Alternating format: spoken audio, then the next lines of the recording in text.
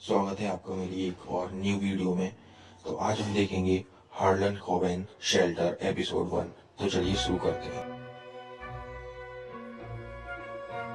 Story की शुरुआत में हम न्यू जर्सी 1998 को देखते हैं, जहां पर एक शेल्टर होम में कुछ बच्चे थे जिन्हें सुरक्षित निकालने की जिम्मेदारी ब्रेड को सौंपी गई थी कि उन बच्चों को वहां से सही सलामत निकाले। फिर हम 25 साल बाद कैलिफोर्निया में ब्रेड को देखते हैं, जो कि अपने कॉल पर किसी से इम्पोर्टेंट बात कर रहा था। उसका बेटा, जिसका नाम मिकी था, वो इस जगह पर आकर ज्यादा खुश नहीं था, क्योंकि उन्हें बार बार जगह को बदलना पड़ता है। वो अपनी फैमिली के साथ खुशी खुशी जा रहा था, तभी उनकी गाड़ी का एक्सीडेंट हो जाता है। इस एक्सीडेंट में ब्रेड गाड़ी से बाहर गिर जाते हैं और मिकी गाड़ी के अंदर ही फंसा रह जाता है।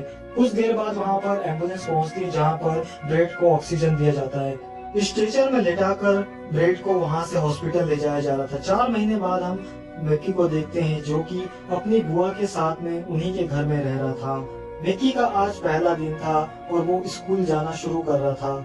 मिकी की अपनी बुआ से कुछ खास बनती नहीं थी और वो बिना नाश्ता करे ही बाहर जा रहा था, जहाँ पर उसे एक लड़का मिलता है जो कि उसका पड़ोसी था, जिसका नाम ऑथर था। ऑथर मिकी को अपने साथ गाड़ी में ले जाना चाहता था, मगर मिकी अकेला ही स्कूल जाना चाहता था। मिकी को वो हक करके अपने डैड के साथ स्कूल के लिए निकल जाता है और मिकी पैदल पैदल ही रास्ते से गुजर रहा था, जहाँ पर उसे एक पुराना घर दिखाई देता है। वहाँ पर पर्दे से उसे कोई झांक के देख रहा था, जिसका नाम बेड लेडी कहा जाता था। मिकी ऑथर को बताता है कि उसने घर में बेड लेडी को देखा। ऑथर बताता है कि बेड लेडी बुरे बच्चों को मार के खा जाती है। ऐसी स्टोरी पूरे शहर में फैली थी। मिकी को एक स्कूल में एक लड़की दिखती है, जिसका नाम एशली था। बास्केटबॉल का कैप्टन, जिसका नाम टेलर था, वो सबसे पहले आकर मिकी से मिलता है। मिकी को वो अपनी गर्लफ्रेंड से भी मिलवाता है और उसकी गर्लफ्रेंड एशली को पास में बुलाकर मिकी से बातचीत करवाते हैं। पहली ही नजर में मिकी को एशली बहुत ही ज्यादा पसंद आई थी, मगर उनके ऊपर कोई नजर रख रहा था। एक आदमी ने चुपके से एशली की फोटो को खींच लिया था। उसका मकसद क्या था ये तो कोई नहीं जानता था। एशली को पहली बार स्कूल में एक लॉकर मिला था। उस लॉकर के अंदर एक बटरफ्लाई बना था, जिसे देखने के बाद एशली उस बटरफ्लाई के ऊपर एक गैंडे का फोटो चिपका देती है। मिकी से मिलने के लिए एक हिस्ट्री टीचर आती है, जो कि ब्रेड को भी बचपन में पढ़ाया करती थी। एशली मिकी को इवनिंग में डिनर के लिए भी पूछती है। एशली अपनी चेयर गर्ल की स्क्वाड में आ चुकी थी और प्रैक्टिस कर रही थी, तब वहाँ पर मिकी उसे मैसेज करता है। चेयर गर्ल की कैप्टन बोलती है कि तुम सिर्फ अपनी चेयर लीडिंग में ध्यान दो। हम देखते हैं कि एशली के पास जो बैग है उसके अंदर एक गन भी है। मिकी बास्केटबॉल कोर्ट के पास खड़ा था, तभी उसे टेलर आके पूछता है कि क्या वो बास्केटबॉल खेलेगा। कुछ देर के बाद मिकी हाँ बोल देता है और उन लोगों के साथ बास्केटबॉल खेलने लगता है, मगर वहाँ का कैप्टन उसे धक्का मार के गिरा देता है। कुछ देर के बाद हम देखते हैं कि मिकी का परफॉर्मेंस बहुत ही ज्यादा अच्छा था। मैच खत्म होने के बाद वहाँ पर ऑथर भी पहुंच जाता है और मिकी वापस अकेले पैदल पैदल अपने रास्ते में जा रहा था। वो एक गार्डन की तरफ बढ़ता है और हम देखते हैं कि एक घर के अंदर से एक ओल्ड लेडी देख रही है, जिसे शहर में बैड लेडी कहा जाता था। बैड लेडी मिकी को उसके नाम से पुकारती है और बोलती है कि मुझे पता है कि तुम्हारे डैड जिंदा है। बैड लेडी अपने कमरे में चली गई थी और उसने गेट को लॉक कर दिया था। तभी वहाँ से ईमा नाम की लड़की गुजरती है, जिसे लगता है कि मिकी भी उसे परेशान करने के लिए वहाँ पर खड़ा होगा। मिकी बार बार अपनी गर्लफ्रेंड की फोटो देख रहा था और अपने घर से रेडी होकर वो उस रेस्टोरेंट में पहुंच जाता है, जहां पर उसे एशली ने बुलाया था। कई कॉफी पीने के बाद हम देखते हैं कि एशली वहां पर उससे मिलने नहीं आई है। मिकी की बुआ अपने क्लाइंट से बात कर रही थी। मिकी की बुआ एक वकील थी। मिकी जब अपने घर में पहुंचता है तब वो अपनी बुआ से पूछता है कि क्या वो अब अपनी मॉम से मिल सकता है, मगर उसकी बुआ मना कर देती है कि उनका इलाज अभी भी चल रहा है। बार बार उसे यही याद आ रहा था कि आखिरकार उस ओल्ड लेडी ने ये क्यों बोला कि उसके डैड जिंदा है। मिकी जवाब का पता लगाने के लिए बैड लेडी के घर पे जाता है, जहाँ पर उसे पुलिस आकर उसे अरेस्ट कर देती है, क्योंकि वो किसी और की प्रॉपर्टी में खड़ा था और वहाँ पर शोर मचा रहा था। फिर हम उसी आदमी को देखते हैं जो कि स्कूल में एशली की फोटो खींच रहा था। उसने ये फोटो किसी को सेंड करी थी। मिकी की बुआ पुलिस स्टेशन में पहुंचती है, जहाँ पर जो ऑफिसर था वो मिकी की बुआ का पुराना दोस्त था। मिकी को वो वापिस रिहा करवा कर बिल दिलवा कर वहाँ से ले जाने लगती है। कुछ बातें ऐसी थी जो कि मिकी को पता नहीं थी। मिकी की बुआ उसे बताती है कि उसके डैड भी बचपन में उस बैड लेडी के घर में गए थे और जब वहां से लौटे तो वो बिल्कुल बदल चुके थे। मिकी अपने घर में जाकर उस बच्चे के बारे में पता करता है जो कि 24 साल पहले गायब हो चुका था। मिकी के डैड लास्ट टाइम जब अपनी सिस्टर से बात कर रहे थे तब उन्होंने बोला था कि मिकी को अगर कुछ हो तो उनका ख्याल वो रखे। आखिरकार मिकी के डैड के साथ उस बैड लेडी ने क्या किया था ये तो कोई भी नहीं जानता था।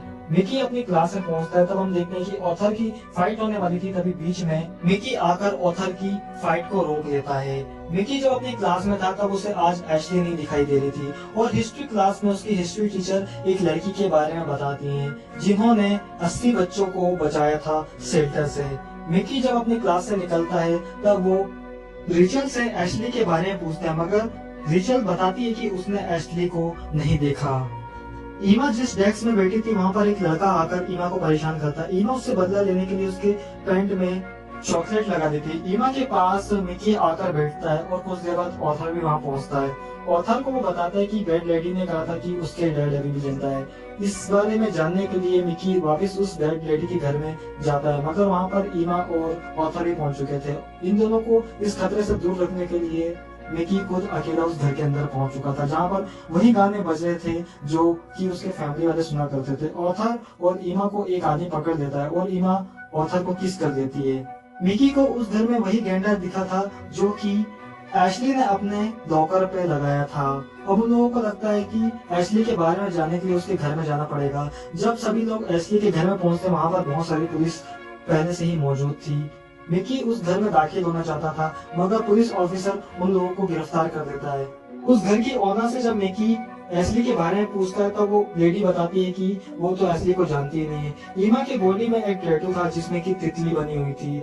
जो आदमी एशली का पीछा कर रहा था वो बैड लेडी के घर में आता है। बैड लेडी उस आदमी को जान से मरवा देती है। उसे एजेंट जैसा दिखने वाला एक आदमी गोली मार देता है। मिकी और उसका दोस्त ऑथर पुलिस स्टेशन में थे। उसके बाद हम देखते हैं कि ईमा उस फोटो को मिटाने की कोशिश करती है मगर वो बटरफ्लाई अभी मिटी नहीं रही थी। मिकी की बुआ एक बार फिर से पुलिस स्टेशन में पहुंचती है जहां पर वो एक लेडी से टकराती है। ये और कोई नहीं बल्कि उस पुलिस ऑफिसर की वाइफ थी और ये मिकी की बुआ की बचपन की दोस्त। मिकी की बुआ मिकी को बताती है कि डॉक्टर का फोन आया था और उसकी मॉम अब उससे मिलना चाहती है और ठीक हो रही है। वही हम रिचल को देखते हैं जो कि गन लेकर पास में बैठी हुई है। उसे ऐसा लगता है कि उसे कोई फॉलो कर रहा है। तब उसका बॉयफ्रेंड उससे जब वीडियो कॉलिंग पर बात करता है तब वो बहुत ज्यादा डरी हुई है और किसी को अपनी विंडो से झांक कर देखती है। मिकी अपने दोस्तों के साथ अपने स्कूल में पहुंचता है और अपने हिस्ट्री टीचर के पास जाकर एशली के बारे में पूछताछ करता है। उसकी हिस्ट्री की टीचर उसे बताते हैं कि एशली ने स्कूल से नाम कटवा लिया और वहां से चली गई है। ईमा क्लास में एक पेंटिंग तैयार कर रही थी। उसके पड़ोस में बैठी हुई लड़की उस पेंटिंग की तारीफ करती है। क्लास में हिस्ट्री टीचर आती है और सब लोगों को प्रोजेक्ट बनाने के लिए बोलती है। मिकी का पार्टनर रिचल को बनाया गया था। रिचल उसके साथ ग्रुप स्टडी करना चाहती थी, वो भी उसके घर में। टेलर का दोस्त उसे आकर बताता है कि तुम्हारी गर्लफ्रेंड मिकी के बहुत ही ज्यादा करीब आ चुकी है। मिकी ऑथर ईमा तीनों मिलकर हॉस्पिटल में पहुंचते हैं और उस आदमी को देखते हैं जिसे बहुत ही बुरी तरीके से मारा गया था। वहां पर उस लेडी से मिकी पूछता है कि उसने क्या एशली को कभी देखा था। वो लेडी बताती है कि उसने एशली को कभी नहीं देखा और उसके हस्बैंड को जिसने मारा है उसके चेहरे पर टैटू बना हुआ था। मिकी अपने घर में पहुंचता है और उसकी नजर एक फोटो में पड़ती है जो बच्चा 25 साल पहले गायब हो गया था। मिकी अपनी बुआ सेरा से पूछता है कि ये लड़का कौन है। तब उसकी बुआ सेरा बताती है कि ये लड़का तुम्हारे डैड का बचपन का दोस्त हुआ करता था। मिकी के घर में तभी ईमा पहुंचती है। ईमा उसे लेकर एक जगह में जाती है जहाँ पर वो अपने मॉम के बारे में बताता है जो कि एक सेलिब्रिटी थी। मिकी की मॉम एक टेनिस प्लेयर हुआ करती थी। तभी वहाँ पर एक आदमी उनका पीछा करने आता है जो कि बैड लेडी के घर में मौजूद था। मिकी उस आदमी को पकड़ने जाता है और पूछता है कि तुम उस बैड लेडी के घर में क्या करते हो। तो वो आदमी बोलता है कि अभी तुम सुनने के लिए तैयार नहीं हो और वो आदमी वहां से भाग जाता है और मिकी को वार्निंग भी देके जाता है कि अगर उसने इस बारे में किसी को बताया तो वो उसके दोस्तों को जान से मार देगा। ईमा मिकी से पूछती है कि तुमने तो अपने डैड को अपने सामने मरते हुए देखा था और मिकी घर से विंडो के रास्ते से बाहर निकल जाती है। अगले दिन मिकी अपनी बुआ के साथ हॉस्पिटल में जाता है जहां पर वो अपनी मॉम को देखकर बहुत ही ज्यादा खुश था क्योंकि उसकी मॉम डिप्रेशन में जा चुकी थी। मिकी की बुआ कार की चाबी देकर वहां से दूर होटल में चली जाती है क्योंकि वो माँ और बेटे को अकेले में टाइम एक्सपेंड करने देना चाहती थी। मिकी को ऐसा लगता था कि अगर वो लोग यहाँ नहीं आते तो उसके डैड भी आज जिंदा हुआ करते।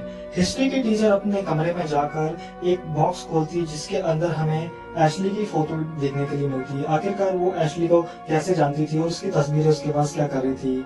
मिकी अपनी मॉम के साथ अपसेट होकर वहां से चले जाता है और स्कूल में पहुंचने के बाद वो एशली की फोटो देखने लगता है क्योंकि वो एशली को बहुत ही ज्यादा पसंद करता था। मिकी के पास एशली की एक ऐसी फोटो थी जिसमें वो किसी से डरी डरी नजर आ रही थी।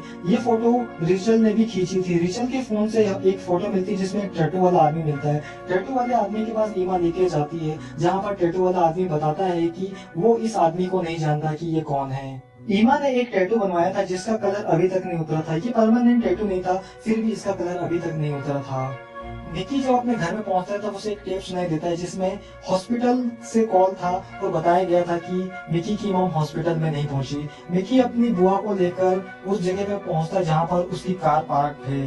टेलर को हम देखते हैं कि वो अपने डैड का लैपटॉप चेक करता है जहां पर हमें शेरा की प्रोफाइल देखने को मिलती है। टैटू बनाने वाले आदमी ने उस आदमी की फोटोज जला दी थी ताकि उसके बारे में कोई भी जानकारी किसी को ना मिल पाए। एजेंट जैसे दिखने वाला एक आदमी मिकी के घर में पहुंच जाता है और उसके लैपटॉप से उसका डाटा चुराने लगता है। तभी उसके घर में ऑथर आता है। ऑथर उसके घर में गाजर का हलवा देने आया था। ऑथर को वहाँ पर एक टॉय दिखता है जो कि उसे बहुत पसंद आता है और ऑथर वहाँ से वो टॉय लेकर चले जाता है। मिकी अपनी मॉम को ढूंढने में कामयाब हो जाता है। उसकी मॉम अभी भी ठीक थी और सही सलामत थी। बैड लेडी के घर में घुस आया था और बैड लेडी ने सीसीटीवी में ये सब कुछ देख लिया था। ये कोई और नहीं बल्कि हिस्ट्री टीचर थी जो कि मिकी को ही पढ़ाया करती थी। रिचल एक लॉकर के पास पहुंचती जहां पर उसे कुछ पैसे देखने को मिलती है और एशली की फोटो भी देखने को मिलता है। वहां पर वही टैटू वाला आदमी आता है जिसकी तलाश मिकी कर रहा था। फिर हम बैड लेडी को देखते हैं और साथ में हम पिछले समय में पहुंच जाते हैं जहां पर हमें एक लड़की देखने को मिलती है जिसके आसपास बटरफ्लाई था। उस लड़की ने काफी सारे लड़कियों को बचा लिया था और वहां पर एक लड़की भी मौजूद थी जिसने वहां पर बटरफ्लाई को भेजा था। एजेंट बैड लेडी से बोलता है कि आखिरकार उसने क्यों बताया कि मिकी के डैड अभी भी जिंदा है। मिकी अपनी बुआ के साथ हॉस्पिटल में पहुंचता है जहां पर उसे डॉक्टर बताते हैं कि उसकी मॉम की तबीयत बहुत ही ज्यादा खराब है। वो बहुत ही ज्यादा डिप्रेशन में पहुंच चुकी है। रिचल ने उस टैटू वाले आदमी से बहुत ही मुश्किल से अपनी जान बचाई थी। वहीं टेलर का दोस्त उसे बताता है कि उसकी गर्लफ्रेंड रिचल आज स्कूल में नहीं आई। फिर हम ईमा और ऑथर को देखते हैं जो कि उसे बताता है कि वो मिकी के घर गया था जहाँ पर कोई नहीं था, मगर वो मिकी के घर से एक टॉय चुरा कर लेके आया है। मिकी के घर में उसके ग्रैंडफादर और ग्रैंडमदर आए हुए थे। स्कूल में सेमिनार चल रहा था जहाँ पर ईमा और ऑथर मौजूद थे। वहाँ पर एक सेलिब्रिटी आई थी मगर अभी तक स्कूल में मिकी पहुंचा नहीं था। कुछ देर बाद हम देखते हैं कि मिकी वहाँ पर पहुंचता है और अपने दोनों दोस्तों को बताता है कि उसके मॉम को एक बार फिर से हॉस्पिटल में एडमिट कर दिया गया है। ऑथर मिकी को बताता है कि वो उसके घर गया था और वहाँ से एक टॉय चुरा कर लेके आया था। ऑथर ने एक सीक्रेट रूम बनाया था जहाँ पर वो पहली बार ईमा और मिकी को लेके जाता है। ये सीक्रेट रूम स्कूल के बेसमेंट में बना हुआ था। ऑथर सीक्रेटली उस बच्चे के बारे में पता लगा रहा था जो 25 साल पहले लापता हो गया था। एशली का लॉकर भी चेक किया जाता है मगर एशली के लॉकर में कुछ भी नहीं था। वहाँ पर एक सीसीटीवी लगा हुआ था जिसके वजह से अब वो लोग सीसीटीवी की फुटेज डाउनलोड कर लेते हैं जहाँ हम देखते हैं कि मिकी सीसीटीवी की सारी फुटेज को खंगालता है। मिकी अपनी गर्लफ्रेंड एशली के साथ अपने पुराने टाइम को याद करता है जब उसने स्टेज परफॉर्मेंस दिया था और स्पेनिश के बारे में वो बता रहा था। सेकंड शिफ्ट में ईमा वहां पर पहुंच चुकी थी। मिकी को घर जाना था क्योंकि उसके घर में आज प्रोजेक्ट करने के लिए रिचल आने वाली थी। मिकी जब अपने घर में पहुंचता है तो अपने ग्रैंडफादर और ग्रैंडमदर को देखने लग जाता है और उनको हक करता है और अपना प्रोजेक्ट कंप्लीट करने के लिए वो रिचल को लेकर कमरे में पहुंच जाता है। वहीं ईमा फुटेज को खंगाल रही थी कि उसे वहां पर कोई सुराग मिले और वहां हम देखते हैं कि ईमा को एक लड़की पसंद करती थी जो उसे घूर घूर कर देख रही थी। ईमा को एक फुटेज में एशली रोते हुए दिखती है। मिकी जब अपने घर में पहुंचता है तब हम देखते हैं कि रिचल की बुआ के साथ साथ उसके वहां पर पुराने दोस्त भी आ गए हैं। रिचल वहां से प्रोजेक्ट करके कंप्लीट करके जा रही थी तभी उसका बॉयफ्रेंड उसे बीच रास्ते में रोक लेता है। वो अपने बॉयफ्रेंड को हक करती है मगर इसी बीच वो अपने बॉयफ्रेंड को चाटा भी मार देती है। एशली अपने बॉयफ्रेंड को चाटा तो नहीं मारना चाहती थी मगर उसे वो समय याद आ जाता है जब उसके पीछे वो टैटू वाला आदमी पड़ा हुआ था जिसके लिए उसने अपनी गन निकाल ली थी उस टैटू वाले आदमी को जान से मारने के लिए। रिचल का बॉयफ्रेंड भी नाराज हो जाता है और वहां से चले जाता है। मिकी की बुआ अपनी पुरानी बेस्ट फ्रेंड के साथ में अपना टाइम एक्सपेंड करने वाली रहती है, क्योंकि उसकी ये फ्रेंड उसे काफी साल के बाद मिली थी, क्योंकि एशली की बुआ ये शहर छोड़कर दूसरी जगह पर शिफ्ट हो गई। पठार और ईमा बाहर की फुटेज भी चेक करना चाहते थे, क्योंकि उन्हें कोई दूसरा सुराग मिल सके। मिकी के ग्रैंडफादर और ग्रैंड मदर उसे बताते हैं कि उसके डैड बहुत ही अच्छे थे। मिकी के डैड ने भी उसे एक बार बताया था कि वो एक ऐसा काम करते हैं जिसमें उन्हें जान का खतरा है। वो बुराई से लड़ने का काम करते हैं और इस काम में उसकी मॉम भी साथ देती है। उन्हें कभी भी कोई भी खतरा हो सकता है और उनकी जान कभी भी जा सकती थी।